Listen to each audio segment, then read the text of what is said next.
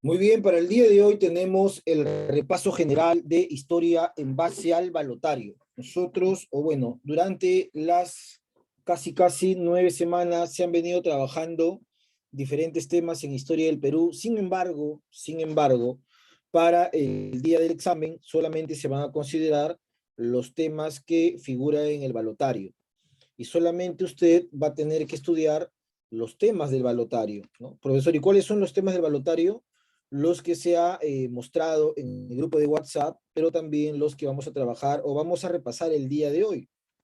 Solamente usted tiene que concentrarse en los temas que vamos a estudiar en esta sesión. Nada más. Temas que yo ya he compartido en el grupo, temas que, vamos a ver por acá, temas que se ha enviado el día de ayer al grupo de WhatsApp. Para aquellos que no lo han visualizado todavía, lo voy a mostrar en pantalla. Dice justamente balotario de quinto y secundaria, aparece en escena, ahí está. Entonces la idea es que los temas que solamente se han mostrado en esta sesión, que solamente se han mostrado acá, es lo que usted debe estudiar, ¿no? Profesor, para historia y geografía son un total de 10 preguntas. ¿Ya? Son un total de 10 preguntas. Y de esas, de los siguientes temas que aparecen en pantalla, yo voy a escoger 5 de historia y 5 de geografía, ¿no? Y para el examen de DPSC también son un total de 10 preguntas que voy a escoger de cada uno de los temas que aparece en pantalla. Bueno, en esta sesión entonces trabajaremos los siguientes esquemas de clase. A ver, vamos a ver por acá. Tenemos reformas borbónicas. Un momento, chicos. Un papá me está, bueno, ya les he mencionado que a los papás no deben llamar durante la mañana, solamente deben llamar a partir de la tarde, pero me da un momento, por favor, para poder atender a esto.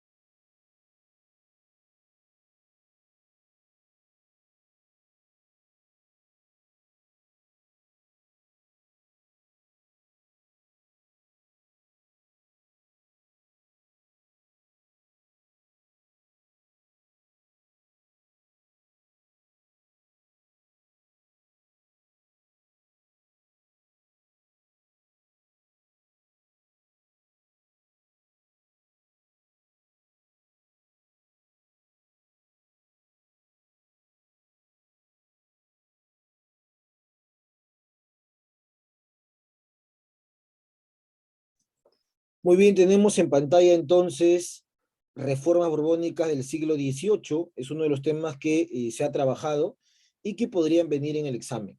Lo primero que hay que entender es lo siguiente, vamos a explicar punto por punto, y si hay alguna palabra, si hay algún término que usted no entiende durante esta explicación, por favor puede escribir por el chat o puede levantar la mano y preguntar. Recuerden que estamos a vísperas del examen y lo más importante es que usted ese examen lo pueda aprobar, pero más que aprobar también que pueda consolidar lo aprendido durante las 9 semanas del bimestre. Reformas borbónicas del siglo XVIII, ¿no? Profesor, ¿por qué se llaman reformas borbónicas? Porque son cambios realizados por una dinastía que gobierna España, y es la dinastía Borbón, ¿no? Los Borbones son una dinastía que van a gobernar España después de la muerte del rey Carlos II, conocido como el Hechizado. Esta dinastía de origen francés entonces se convierte en los monarcas de España durante el siglo XVIII y van a buscar, ¿qué cosa? Reestructurar y recuperar el poder que España había tenido en los siglos pasados. Poder que se había ido mermando en lo económico, en lo político, en lo sociocultural. ¿Y por qué mermando o disminuyendo? Porque España se había quedado todavía rezagada en cuanto a lo económico, ¿no? Todavía España no estaba desarrollando una transformación de tipo capitalista como lo había en Inglaterra, por ejemplo. Entonces España todavía dependía mucho de las colonias, no solamente en América, sino también en el Asia. Recuerden que yo mencioné en clase pregunta, a ver si alguien recuerda. ¿Cuál es el único país de Asia que tiene como religión el catolicismo? Manito levantada.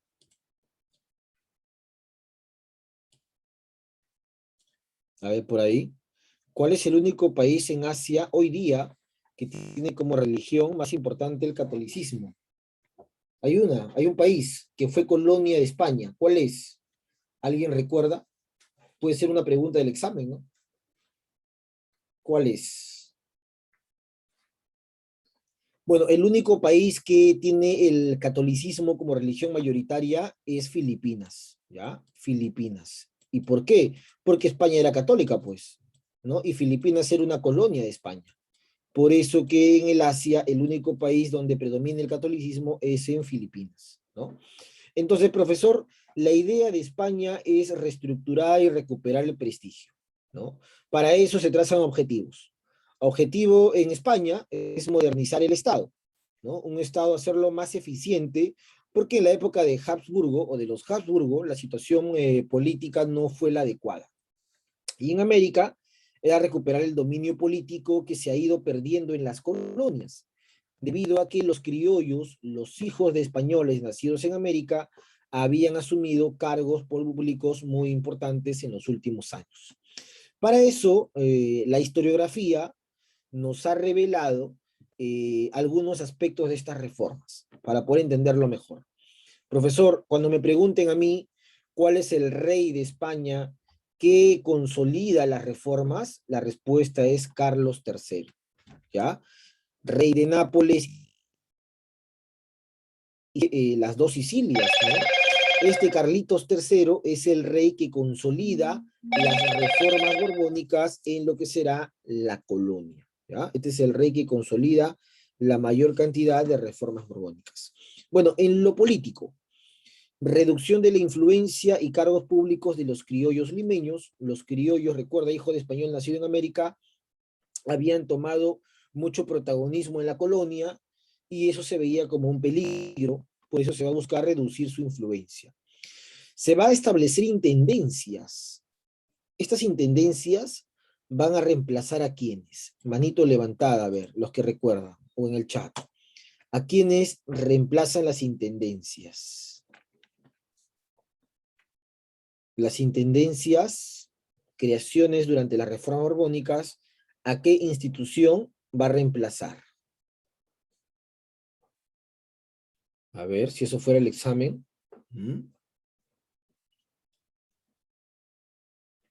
A ver, por ahí, espero una respuesta. Bueno, las intendencias van a reemplazar a los corregimientos, ¿ya? A los corregimientos. ¿Ves? Por eso es importante el repaso, porque si fuera el examen así, de repente, muchos de ustedes no les iría tan bien, ¿no?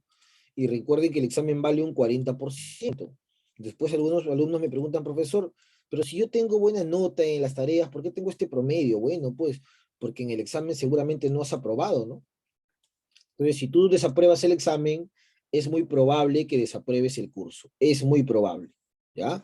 Entonces, las intendencias reemplazan a los corregimientos, ¿ya? Los corregimientos eran las provincias de la colonia durante el siglo XVI, XVII y gran parte del XVIII.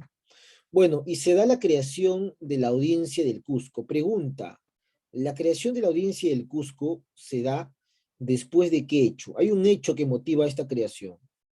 ¿Qué hecho fue? Pérez, te escuchamos. Como consecuencia de de la rebelión de Tupac Amaru II. Muy bien, correcto, ¿no? Profesor, ¿qué es una consecuencia de la rebelión de Túpac Amaru II? La creación de la Real Audiencia del Cusco. Muy bien, Pérez Vázquez. Así es, ¿ya? La creación de la Real Audiencia del Cusco, ¿no? Esta audiencia se crea como consecuencia de la rebelión de Túpac Amaru y la idea de evitar futuras rebeliones. Recuerda que la audiencia es el poder de justicia, ¿no? Es el profesor, el tribunal, es la Corte Suprema de la colonia. Entonces, cuando habían problemas de tipo legal, ¿a dónde tenían que viajar? A Lima. Y esos viajes de Lima demoraban, pues, semanas, meses. Y muchas veces eso llevaba a que los indígenas se sublevaran, ¿no? Los criollos también se sublevaran porque sentían que sus reclamos no eran atendidos, ¿no? Hasta viajar a Lima. Muy bien, la audiencia del Cusco. Seguimos. Tenemos también, profesor, que las reformas borbónicas generaron una reorganización territorial, ¿no? Aparece en pantalla entonces las intendencias. Profesor, las intendencias, ¿cuáles son? Si es que me pregunta. Bueno, aparecen enumeradas: Intendencia de Lima, Intendencia de Tarma, hoy día en Junín, Trujillo, La Libertad, Huancavelica, Huamanga en Ayacucho, Cusco, Arequipa y Puno, ¿no? Y también hay una comandancia general, ¿ya? Que es la comandancia de Maynas. Si yo te pregunto en el examen cuál es una diferencia entre comandancia e intendencia, la respuesta es sencilla. Una comandancia es un territorio escasamente colonizado. ¿Qué significa eso? Que hay mucha presencia de tribus, mucha presencia de pueblos indígenas que todavía se resisten a aceptar la religión católica, a aceptar el castellano, ¿no? Y además es un territorio muy amplio donde la presencia europea es muy escasa. ¿Y por qué pasaba esto? Porque la selva, ¿no? Maynas, que vendría a ser hoy día Loreto, Ucayali, Madre de Dios, era un territorio bastante inhóspito.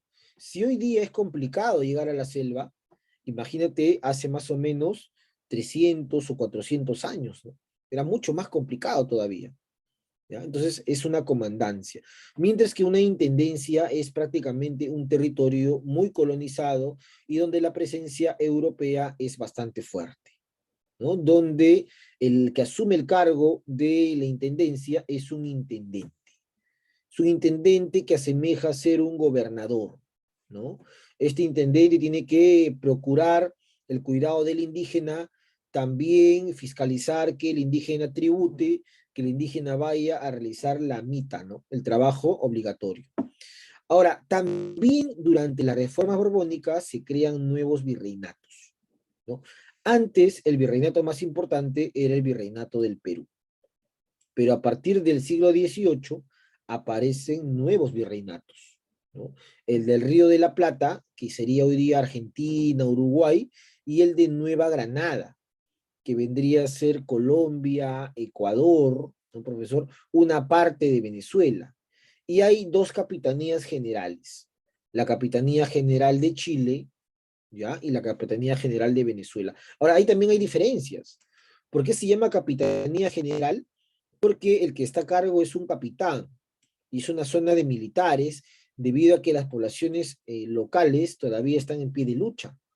En la zona de Chile estaban los araucanos y los mapuches, y en la zona de Venezuela estaban los llaneros, mientras que en los virreinatos la situación está un poco más controlada, ¿no? Y la autoridad máxima es el virrey.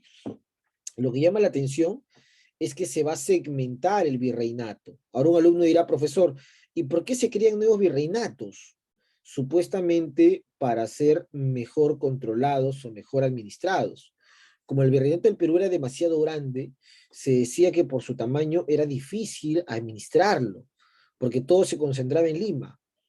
Y la lógica es: vamos a dividir el virreinato para que sea más fácil administrarlo, cuidarlo, etc., etc., ¿no? Ahí está la lógica. Muy bien, seguimos entonces por acá. Reforma de tipo económica. Vamos a ver y podemos dividirlo en 4 grandes grupos.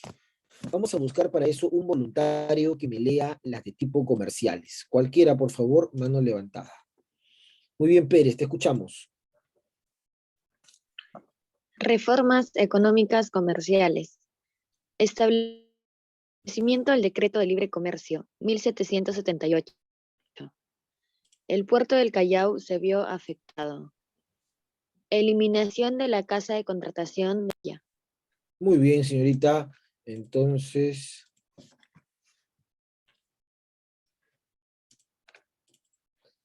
profesor, dice eliminación de la casa de contratación de Sevilla. ¿Qué significa esto, profesor?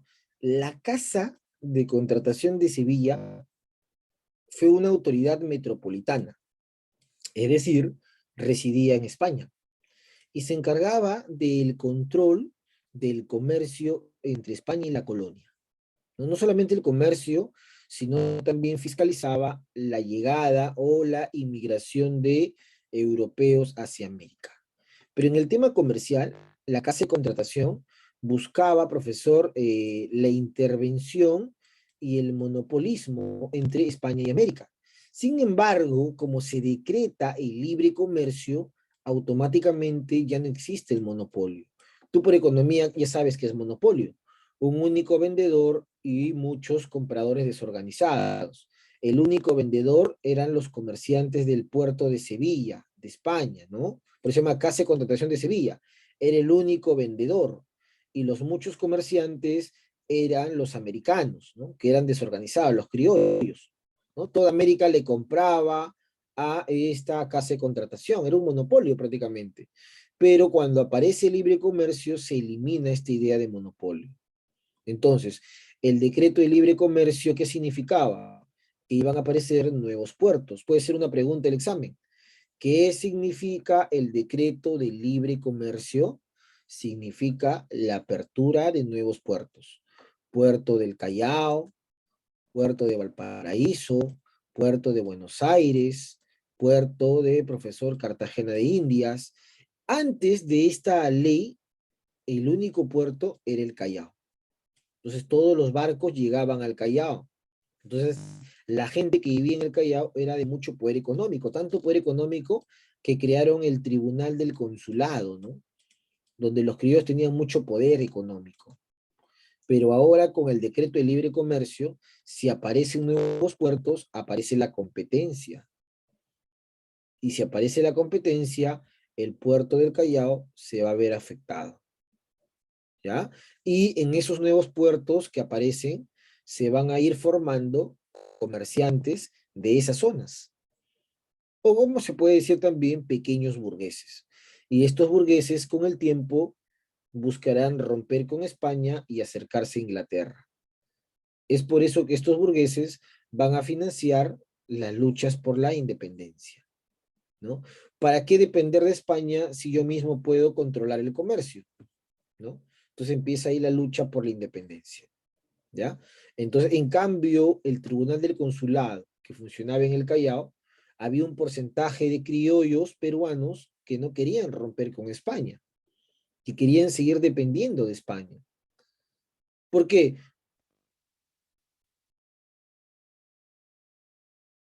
La ciudad más poderosa de América. Bueno, vamos a conocer las reformas de tipo fiscales. Para eso voy a pedir un voluntario también. Cualquiera, por favor.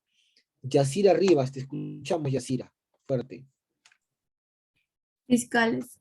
Implantación de aduanas internas e incremento de alcabala. Legalización del reparto de mercancías. Cobro efectivo del tributo indígena. Creación de estancos, sal, tabaco, pólvora, naipes, etc. Muy bien. Sigue, sigue. Expulsión de los jesuitas. Pragmática sanción 1767. Creación del tributo de temporalidades. Creación del Real Convictorio de San Carlos. Sigue. Producción. Explotación de minas de Cerro de Pasco, Hualgayoc y Guarachirí. Creación del Tribunal de Minería. Muy bien, Rivas. Entonces, acá tenemos, a ver, Rivas Quispe.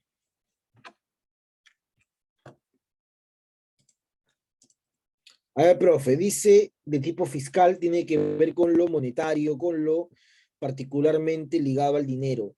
Se reduce el quinto real. Profesor, ¿qué cosa era el quinto real? Era un impuesto que afectaba la minería, básicamente la extracción de oro, ¿no?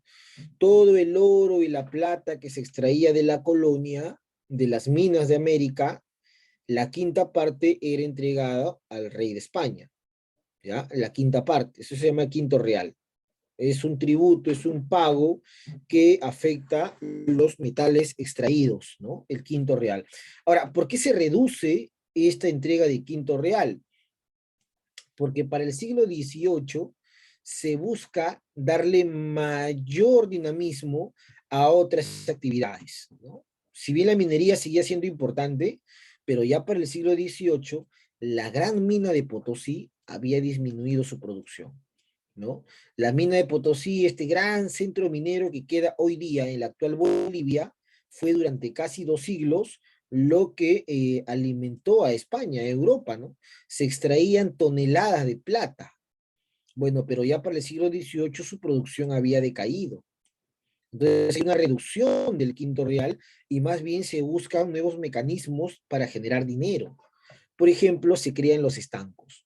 ¿Qué es un estanco? El estanco significa que el único que te puede vender el producto es el Estado. España era el único que podía vender sal, después nadie más. Era el único que podía vender tabaco, después nadie más. Era el único que podía vender la pólvora y que podía vender naipes. Era una especie de monopolio, ¿no? Los estancos. El único vendedor es el Estado. Nadie más puede competir contra eso. ¿Qué más? Se hace un cobro efectivo del tributo indígena. El tributo indígena podía ser pagado antes en especias, ¿no? En cosechas. Podías entregar, profesor, producción agrícola, podías entregar producción ganadera, pero ya a partir de estas reformas se exige que el pago sea en metales, ¿no? En efectivo. ¿Por qué? Porque se busca que el indígena vaya a trabajar a las haciendas o a los centros mineros para que de esa manera tenga el dinero para pagar su tributo, ¿no? Entonces, profesor, si hace efectivo, significa mayor explotación para el indígena, pues. Si hay mayor explotación para el indígena, ahora entenderás por qué Tupac Amaru tuvo el apoyo indígena, ¿no? El indígena también quería separarse de esa explotación. Hay una legalización del reparto de mercancías. El reparto de mercancías era la entrega que hacía el corregidor de mercadería que llegaba de España, ¿no? Que el indígena no lo pedía, pero tenía la obligación de pagarlo, ¿no? Lo consuma o no lo consuma, el indígena lo iba a pagar. Por eso es que el corregidor se convierte también en una autoridad muy odiada. Hay una implantación de aduanas internas, dice. ¿Qué significa esta implantación de aduanas internas? La aduana es una institución que se encarga del cobro, ¿no? Profesor de impuestos. Pero ahora, estas aduanas no solamente van a funcionar en los puertos, como en el Callao, donde funcionaba, sino que ahora van a haber aduanas en diferentes partes del territorio. ¿Por qué? Porque todo lo que ingresaba, todo lo que salía, tenía que ser, profesor, afectado por un tributo. Esto claramente afecta a los comerciantes. Tupac Amaru era un comerciante, entonces esto también le afectaba. Y también hay un incremento de la alcabala. ¿Qué es la alcabala? Pregunta de examen, ¿no? La alcabala es conocido hoy día como el IGB. Entonces, antes el alcabala era un 2, un 4%, ahora se va a incrementar a un 6%. Claramente esto también perjudica al comerciante, pero también al indígena, porque si aumenta la alcabala, va a aumentar el precio final del producto. Entonces, como vemos, muchas de estas reformas terminaron por afectar a los criollos, que eran comerciantes, y a los indígenas. Ahora entiendes por qué a partir de las reformas borbónicas se van a dar rebeliones y también más adelante las luchas de la independencia, porque claramente estas reformas terminan por afectar la situación económica de indígenas y criollos. Luego tenemos en otro subtítulo reformas de tipo eclesiástica y educativa, ¿no? La palabra eclesiástica viene de religioso, reformas que afectaban el lado religioso. La palabra educativa tiene que ver con la cultura. Una reforma eclesiástica fue la expulsión de los jesuitas. ¿Qué eran los jesuitas? Era una orden religiosa, ¿no? Una orden religiosa que tenía bastante poder, ¿ya? Tenía bastante poder en el Perú. ¿Por qué poder? Porque los jesuitas se encargaban de la educación, chicos, ¿ya? Si te pregunto en el examen qué orden se encargaba de la educación antes de las reformas, los jesuitas. Había un colegio, ¿no? El San Francisco de Borja, en el Cusco, donde, por ejemplo, se educó Tupac Amaru II. Y los jesuitas es una orden que se fundó en el siglo XVI en Francia durante las reformas que estaba haciendo Martín Lutero, ¿no? Se convirtió en la orden más apegada a la iglesia, al Papa. Su fundador es un tal Íñigo López de Figueroa, más conocido como San Ignacio de Loyola, ¿no? Bueno, estos jesuitas llegan al Perú, tenían mucho poder educativo, acumularon mucho poder económico y se convirtió en un peligro para el rey. Entonces se les va a acusar de querer formar un estado separado del poder español. Por eso es que se les expulsa. Y todas las casas que ellos habían dejado, los terrenos, todo el dinero y todo lo que ellos tenían, fue asimilado por la corona española, que se encargó de crear el Tribunal de Temporalidades. Si te pregunto qué es el Tribunal de Temporalidades, se encargaba de qué? De administrar los recursos de los jesuitas. Bueno, el tribunal podía administrar en el tema económico, pero ¿quién se iba a encargar del tema educativo? Entonces la corona ordena la creación del Real Convictorio de San Carlos, que hoy día sería la Casona de San Marcos, en el centro de Lima. Y este Real Convictorio se encargó del tema educativo. Pero, a diferencia de los jesuitas, este Real Convictorio va a encargarse de la educación y va a desarrollar una educación de tipo ilustrada. Y tú sabes que una educación de tipo ilustrada viene de la Ilustración. Y la Ilustración es la ideología que impulsa la Revolución Francesa. Esta ideología va a llegar a América y va a hacer que los criollos tomen conciencia de lo que es patria, de lo que son derechos. Y acá en este Real Convictorio se va a ir formando una generación que más adelante se van a convertir en próceres y en precursores. Profe, las minas de Potosí y la de Huancavelica habían decaído. Ahora habían otras minas, ¿no? En el siglo XVIII. Mina de Cerro de Pasco y mina de Hualgayoc. La creación de estas minas, ¿no? O la explotación en todo caso de estas minas, impulsa la creación de un tribunal de minería, encargado netamente de estos asuntos, que antes no existía. Antes el tema minero era visto por la Real Audiencia. Ahora se crea un tribunal para observar detalladamente los asuntos de explotación minera. Muy bien. Profesor, ¿qué es un navío de permiso y qué es un navío de registro? El navío de permiso era una embarcación inglesa que venía a América, pero previamente recibía la autorización de España, ¿no? Navío de permiso. Entonces se llama navío de permiso, ¿por qué? Porque era una embarcación europea inglesa con productos de Inglaterra, pero que para ingresar a América tenía que recibir el permiso del Estado español. Y el navío de registro era una embarcación también que llegaba de España, pero llegaba a la feria de Portobelo en Panamá, navío de registro, ¿no? Y de ahí, de llegar a Panamá, se llegaba tanto a América del Sur como a América del Norte. América del Norte se iba a México, que era el Virreinato de España, la ciudad de Veracruz, y también al Callao, ¿no? El navío de registro. Esos dos eran los puntos. Pero los diferentes puntos de América del Sur, que traía procedencia de Inglaterra. Esto es claramente un ejemplo de libre comercio.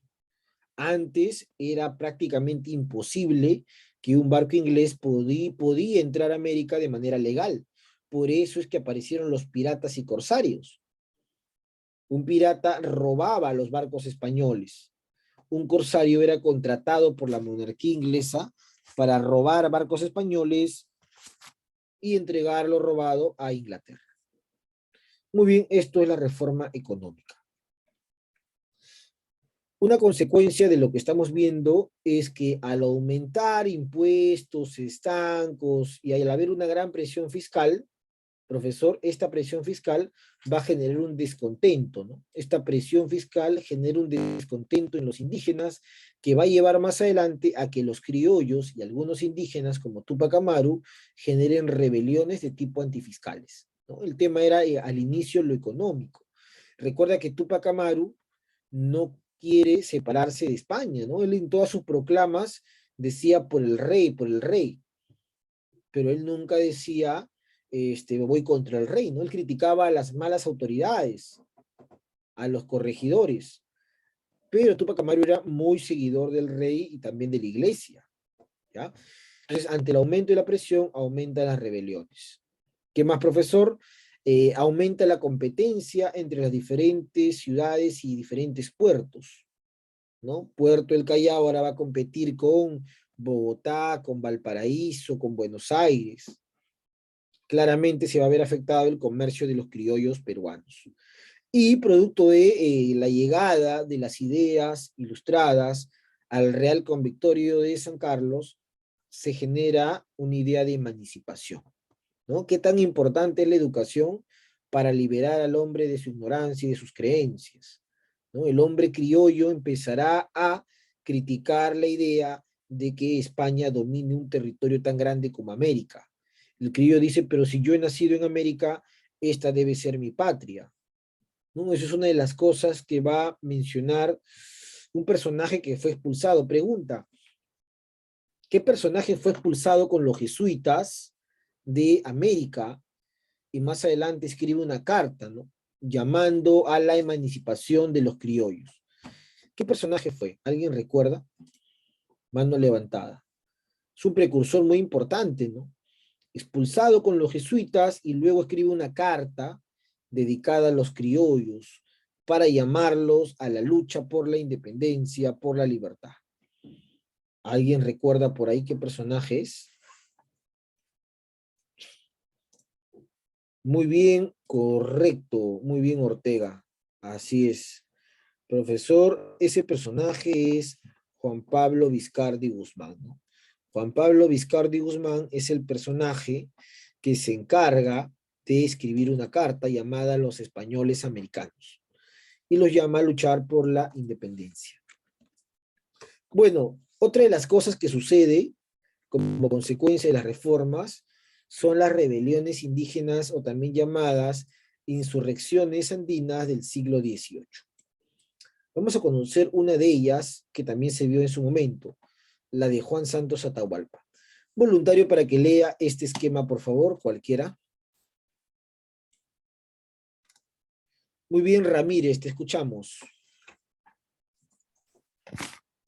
Levantamientos populares contra el incremento de la explotación de la población indígena y el alza de las cargas fiscales, en el contexto de la reforma borbónica. Juan Santos Atahualpa, 1742-1752. Causas: abuso de misiones franciscanas, mita de la sal y epidemias. Proceso: alianzas con tribus amazónicas. Victoria sobre las fuerzas realistas por el uso de guerrillas y mejor conocimiento del terreno. Muy bien, perfecto, Ramírez. Entonces, profesor, una de las insurrecciones que se vio en clase fue la de Juan Santos Atahualpa en 1742, mucho más antes que la de Túpac Amaru, ¿ya? Estas rebeliones o insurrecciones se dan básicamente contra dos motivos. Uno, la explotación, y otro, el aumento de las cargas fiscales, ¿no? El tema económico. Pero para que exista siempre una rebelión, debe haber una idea. Entonces Juan Santos Atahualpa era un indígena o mestizo, probablemente ilustrado o educado, que conoce sus derechos y que no se deja dominar, no se deja explotar, ¿no? Entonces, esta rebelión se da en la zona conocida como el Gran Pajonal, ¿ya? Recuerda eso, ¿ah? Se rebela en el Gran Pajonal, ¿no? Que comprende la región de Pasco, la región de Junín, parte de Ucayali, ¿ya? El Gran Pajonal. ¿Cuáles son las razones para esta rebelión? Bueno, el abuso de una orden llamada los franciscanos, que en esta zona buscaba evangelizar a mayor población aborigen, y para no solamente era el tema de la evangelización, sino también era el tema social, porque se dio un abuso en cuanto a el trabajo. A estas poblaciones aborígenes se les obligaba a trabajar en la extracción de sal.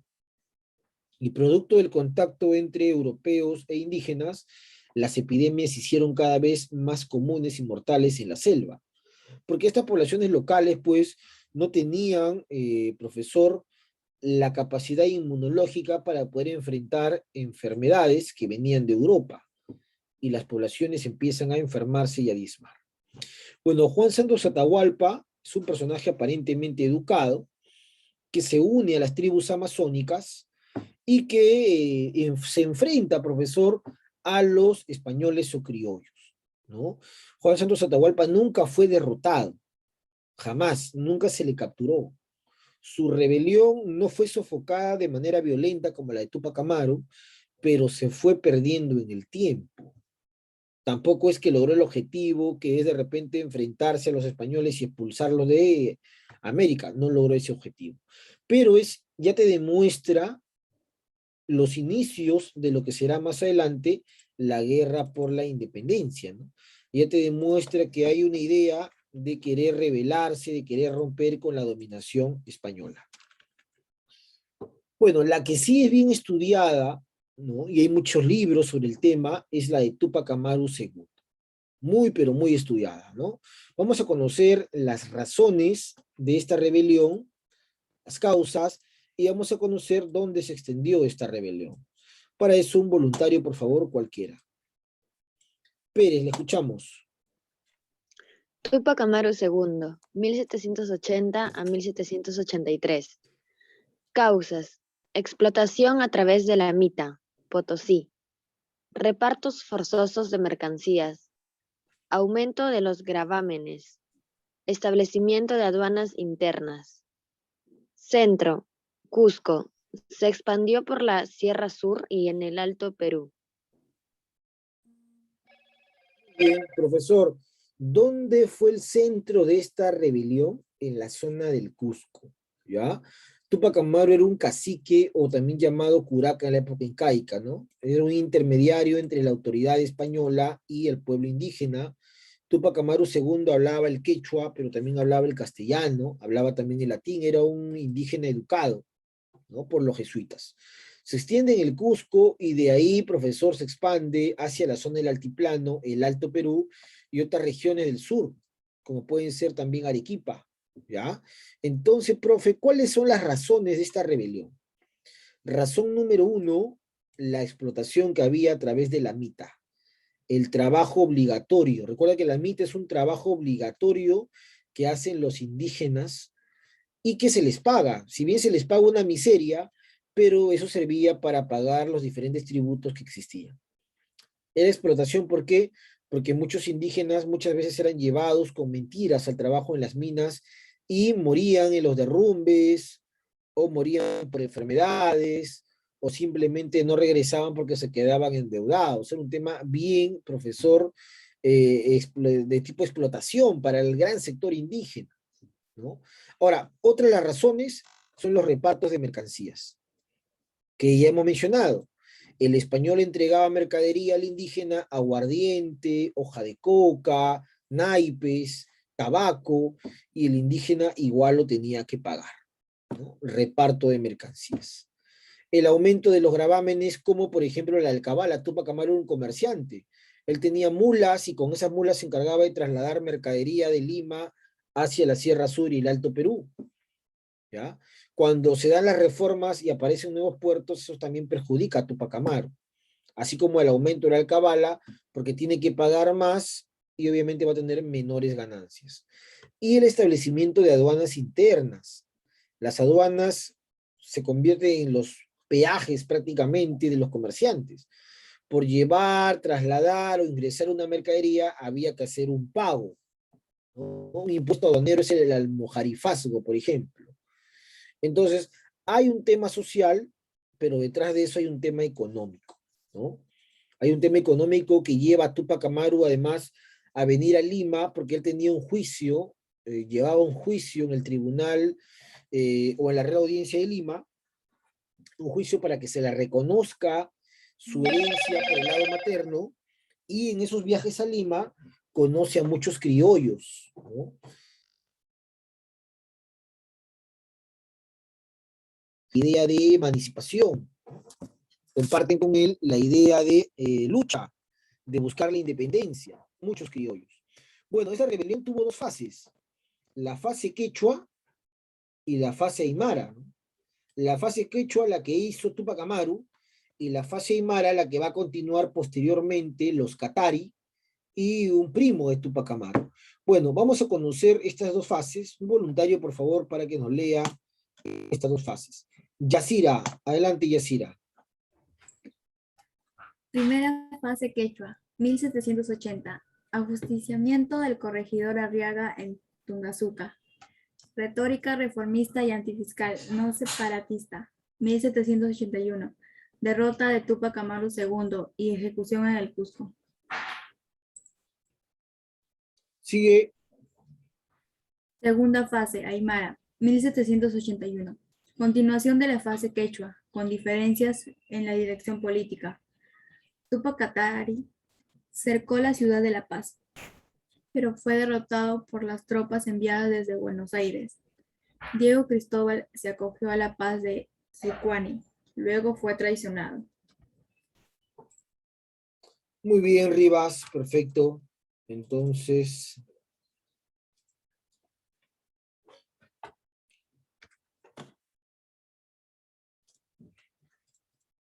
a ver, profesor, todo empieza cuando Túpac Amaru va a justiciar al corregidor Antonio de Arriaga. Se llama, recuerda que este corregidor se encarga de recibir el tributo que Túpac Amaru cobra a los indígenas, se encarga de hacer los repartimientos, se encarga además de buscar la mano de obra para la mita. Era muy odiado por todos los indígenas. Tanto así que cuando Túpac Amaru la justicia, muchos indígenas se mofan de él en quechua, ¿no? Cuando ven su cabeza clavada en la estaca después de que Túpac Amaru le da muerte.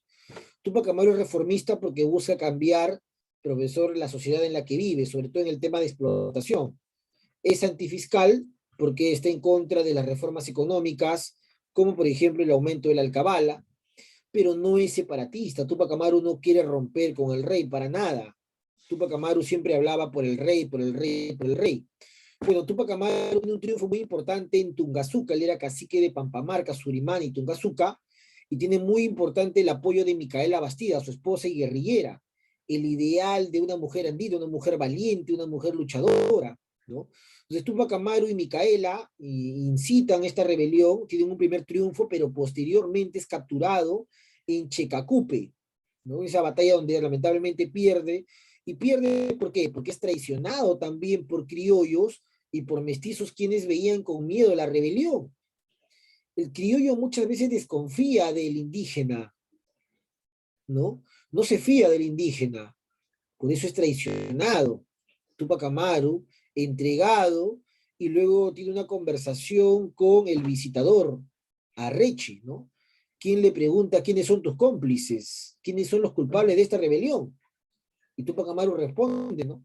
Acá los únicos culpables somos tú y yo. Tú por oprimir a mi pueblo y yo por querer liberarlo, ¿no? Ese memorable diálogo de Túpac Amaru. Bueno, en la fase aymara, profesor, ya muerto Túpac Amaru, en 1781, se llama aymara porque el que va a continuar con la rebelión es Katari. Y los Katari son de mayormente lengua aymara en la zona del altiplano, ¿ya? Y también va a apoyar esta rebelión Diego Cristóbal Túpac Amaru, ¿no? Primo de Túpac Amaru. Sin embargo, ambos también son derrotados. ¿Por qué fueron derrotadas estas rebeliones? Porque no tuvieron el apoyo de muchos caciques del sur. Muchos curacas, muchos caciques no los apoyaron porque también habían diferencias entre ellos. Habían diferencias entre los Katari, entre los Amaru, entre los Apasa, entre los Pumacahua. Pregunta, mano levantada. ¿Cómo se llama esta cacica, mujer, que apoya a Túpac Amaru? ¿Alguien recuerda? Hay una cacica mujer, la cacica de Acos, que apoyó a Túpac Amaru. ¿Alguien por ahí lo recuerda? Manito levantada. ¿Cómo se llama esta cacica de Acos?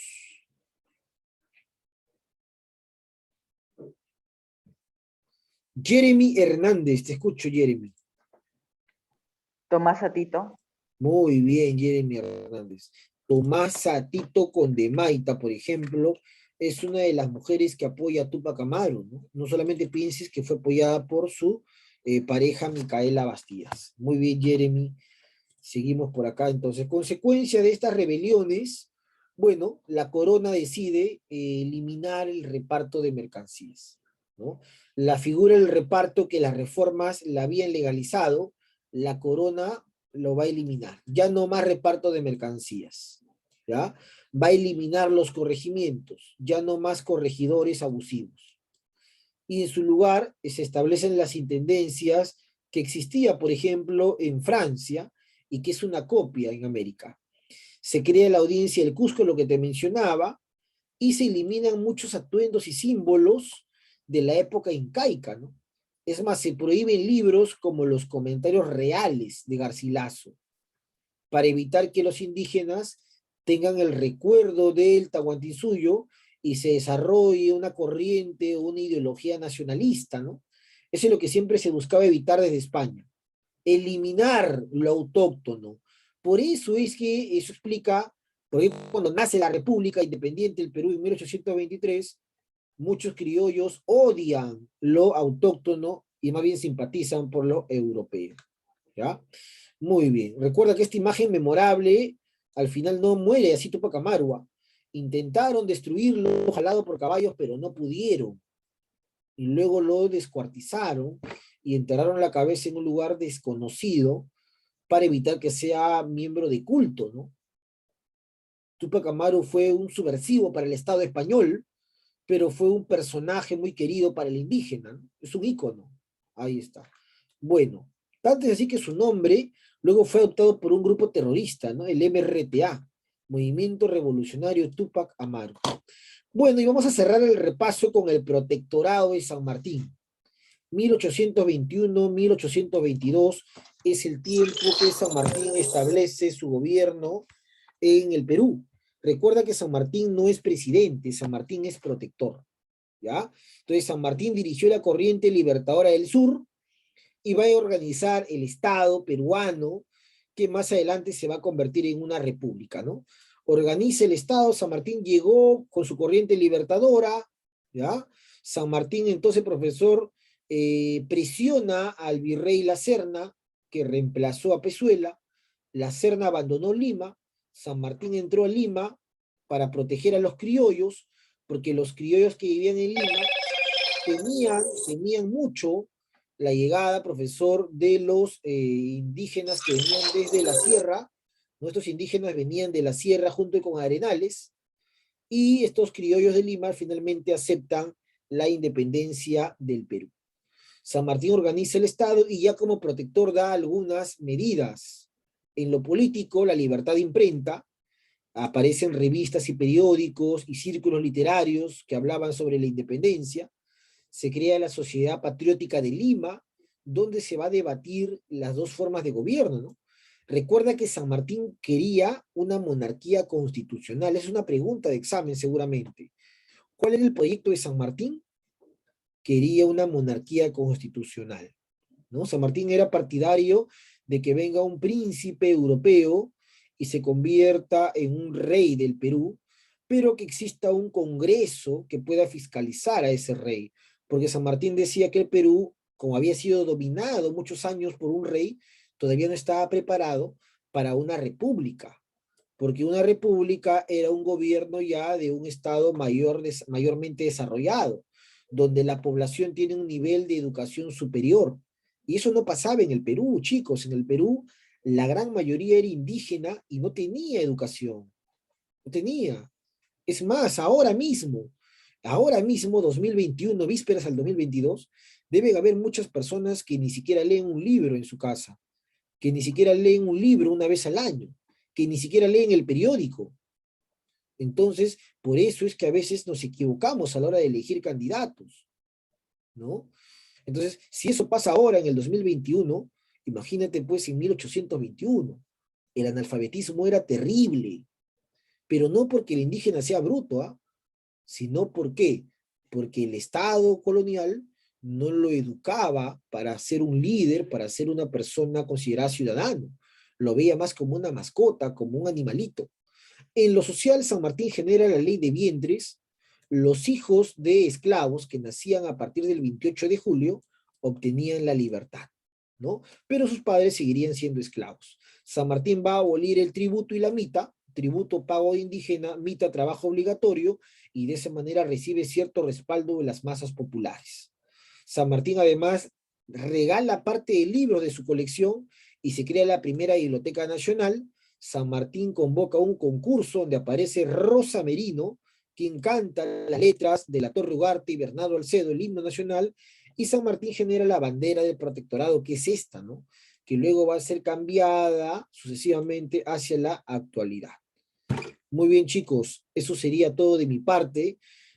Los estoy viendo ya el día del examen en DPCC y posteriormente en geografía. Un abrazo virtual, muchas gracias, nos vemos, cuídense mucho. Chau, chau.